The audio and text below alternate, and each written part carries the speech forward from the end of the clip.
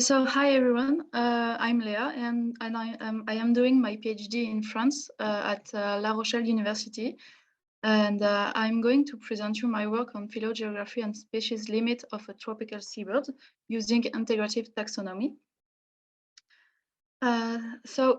Species delimitation in animals and plants have been traditionally assessed during using morphological cues, but such analysis cannot easily demonstrate isolation and fails in delineating limits in cryptic taxa or recently differentiated lineages. So there was the development of molecular tools together with statistical inference. It has allowed a better quantification of the degree of isolation as well as gene flow among taxa. So this allows the taxonomic treatment of morphologically similar taxa, even in birds where biometrics and coloration have proved highly efficient cues for systematization. Molecular tools have changed systematics, phylogenies, and also taxonomy.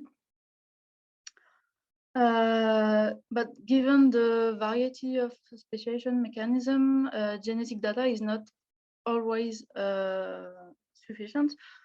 So sometimes we need the support of additional data set, and that's what is called integrative taxonomy. It is, I'm sorry. It is the science that aims at to delimit the unit of life's diversity for multiple and complementary data sets. So in my study, I will focus more precisely on a family of seabirds, the Procellaridae. For those who don't know, they are very close to the very famous albatross. So the petrels are an interesting case study among birds in regard to gene flow, speciation, and taxonomic issues. They usually have a very wide distribution, very high dispersal capacities. They can fly thousands of kilometers without no problem, and they exhibit a high natural philopatry. The high dispersal ability and the philopatry act in opposite way. Strong dispersal abilities should promote gene flow, while strong philopatry should promote genetic differentiation. So the interaction of these two opposite evolutionary forces leads to a complex evolutionary history. Moreover, some species exhibit nocturnal habits on breeding ground. The communication system does almost never rely on a visual clue. They are crying and singing to attract partners. As a consequence, many taxa show cryptic and highly convergent images, and this has resulted in an unclear taxonomy. Also, petrels are sensitive to oceanographic characteristics. They have a narrow range of sea surface temperature for foraging, and their reproduction depends on the availability of island. That's why we suppose that the climatic oscillation of the Pleistocene, which has impacted the sea level also at this period, has an impact on the evolutionary history of petrel. So here I'm focusing more precisely on the Pterodroma leucoptera species complex, which is quite interesting since it is distributed in the West Pacific Ocean, and it has a very wide distribution. What we have to know is that in this genus Pterodroma, most species are restricted to a single island or archipelago, so this species complex doesn't have this pattern. Also, the taxonomic treatment over the last 50 years have been continuously changing. First, there was one species, and there was two species and two subspecies, and then there were 4 different species, and now we don't really know what's going on. So this species complex is part of a group of the Cucullaria petrel, which exhibit a very low phenotypic differentiation, as you can see on these little birds. They all look the same. Here I have the individual from the Pterodroma leucoptera complex, and you can see that the phenotypic differences are very, very subtle. So now for the aim of this study, we want to clarify the genetic relationship within the species complex, and analyze the phenotypic variability also within the species complex, confront genetic and phenotypic data to resolve taxonomic issues, and then interpret pattern of differentiation in a phylogeographic context. So to do that, we have sampled 9 known populations within the species complex. They are all the population. We know that they are still alive because there is also extant population, a lot of them. So we collected both blood sample and also skin toe pad from individual in museum. And we take several measurements of the brood.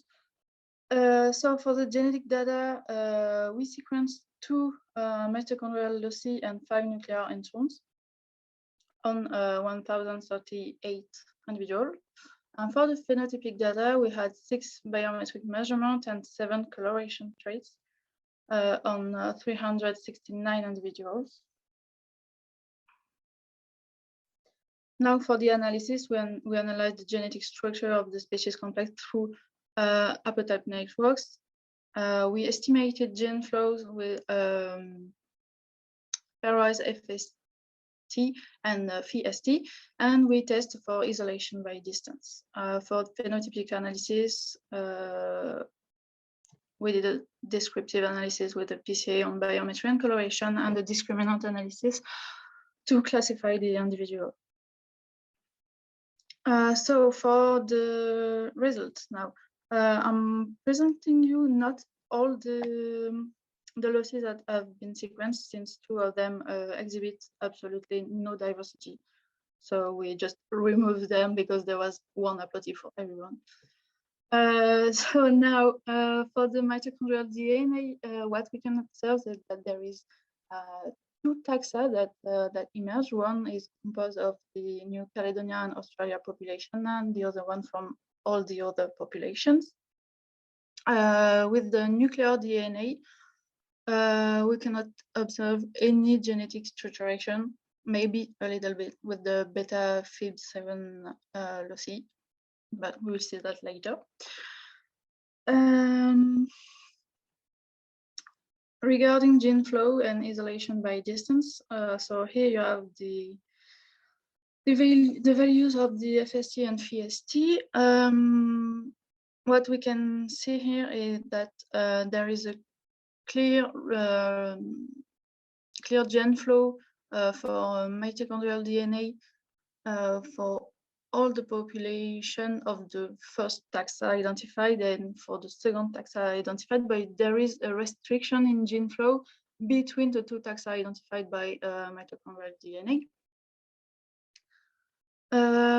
Also, we tested the isolation by distance, and as we expected, there is no pattern of isolation by distance, since they are birds that have very high dispersal abilities, and there is at maximum 3,000 kilometers between islands, so it's not that much. Now for the phenotypic differentiation. What we can observe is a discrimination between the two taxa that were identified with the mitochondrial DNA. So on one side, it's better like this. On one side, we have the Australian and New Caledonian population, which are larger and also whiter. And on the other side, we have all the other population, which have less white and quite dark individual, and also are smaller. The discriminant analysis showed us that there was an almost perfect discrimination between this first taxa and this one here. There's a very weak differentiation between the Australian and New Caledonian population here with the big shape. And there is a high phenotypic variability within this taxa, but we cannot really can say that we have a geographic structuration.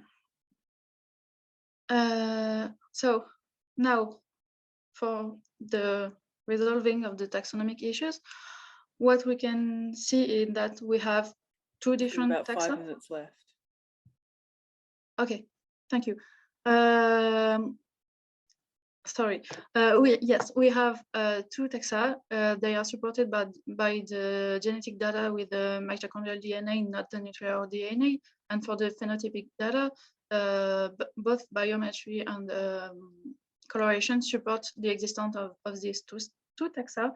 So within the taxa 1 and the 2, genetic data does not support any differentiation. And for the phenotypic data, we have a little differentiation for the taxa 2 and also for the taxa 1, but the taxa 1 is highly polymorphic and taxa 2 is not polymorphic.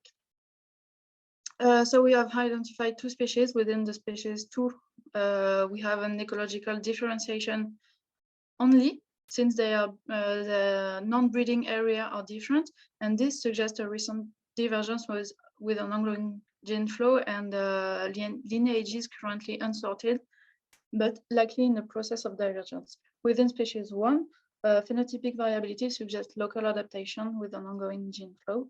And so I come back to the aim of the study. I didn't talk to you about the interpretation of the pattern of differentiation, because that's the next step of my PhD.